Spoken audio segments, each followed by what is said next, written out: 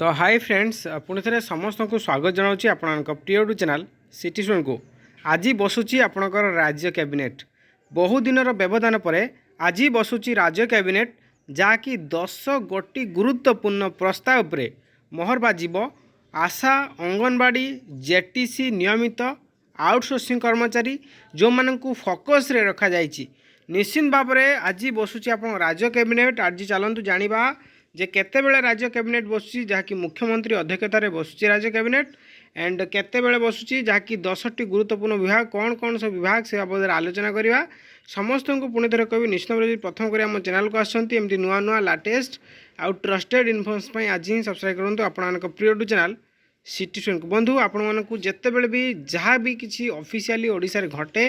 मु आपण को आगुरी नहीं आसी जन दिए जहाँकि आज आपंकर राज्य कैबिनेट बसुची जहाँकि संवाद पेपर रे प्रकाश पाई जे कि आज ही आपण राज्य कैबिनेट बसुची आप देखिए आज राज्य कैबिनेट भुवनेश्वर रविवार अपराह्न 1:30 रे राज्य कैबिनेट गुरुत्वपूर्ण बैठक बसिब। आज बसुची एथिरे प्राय 10टी प्रस्ताव उपरे मोहर बाजी पारे 10टी प्रस्ताव पर मोहर बाजिब। मुख्यमंत्री नवीन पट्टनायक जापान गस्तर थिबारु सेठारु भर्चुआल मोड्रे जोगदे बैठक रे अध्यक्षता करेंगे जहाँकि बर्तमान माननीय मुख्यमंत्री जापान गस्तर अछंती एंड से जगह भर्चुआली जो वीडियो कॉन्फ्रेंस माध्यम रे सेठारे उपस्थित रहिबे एवं जहाँकि 10टा प्रस्ताव उपरे जो कैबिनेट मोहर बाजिवा कथा से भर्चुआल माध्यम रे बाजिबो। एही बैठक रे राज्यर पुंजी निवेश नहीं किछि कंपनी आवेदन को मंजूरी किछि नीतिगत निष्पत्ति उपर कैबिनेट मोहर बाजी पारे तेबे बैठक एजेंडा संपर्क किछि विधिवत सूचना मिलना। तो निश्चित भाव में सूचना मिलना किंतु प्रति थर जिते कैबिनेट बटे मुख्य विषय वस्तु थाए जहाँकि आपणकर शिक्षा स्वास्थ्य निजुक्ति एंड कृषि यही जो 4टी विभाग शिक्षा स्वास्थ्य निजुक्ति कृषि यही 4 विभाग उपरे आपणकर गुरुत्वपूर्ण बैठक बसी ता सहित वैदेशिक कंपनी मानक मध्य प्रस्ताव रही। तो यही 4 गोटी गुरुत्वपूर्ण प्रस्ताव अंगनवाड़ी दीदी मानकर जो विभिन्न प्रकार प्रॉब्लम रोची मु आपको अनेक थर कही निश्चित भाव में सरकार इलेक्शन पाखे आसिले निश्चित भाव में आपणकर फलाफल बाहर करेंगे किंतु आज राज्य कैबिनेट हुए तो आपण मानक उपरे किछि निष्पत्ति नहीं पारंती। ठीक सेमती आशा दीदी कथा जदि कहबा निश्चित भाव में आपण मानक उपरे राज्य कैबिनेट मध्य किछि पदक्षेप नहीं पारंती। ठीक सेमती आम जदि जेटीसी जूनियर टीचर मानक रेगुलाराइज कथा कहबा किंबा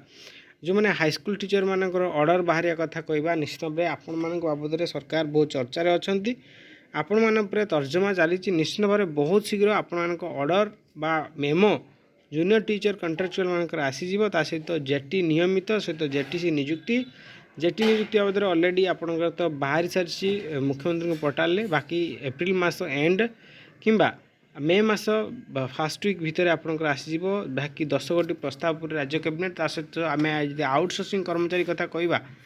तो आउटसोर्सिंग कर्मचारी मानक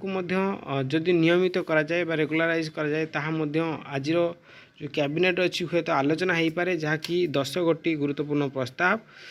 हुए तो आउटसोर्सिंग कर्मचारी मानकर जो विभिन्न डिमांड रही से डिमांड उपरे सरकार विधिवत पदक्षेप नहीं पारती। तो निश्चित भाव में आउटसोर्सिंग कर्मचारी हूँ कि जूनियर टीचर रिक्रूट कंट्राक्चुअल होता कि अंगनवाड़ी दीदी था कि आशा दीदी होता निश्चित भाव में यही जो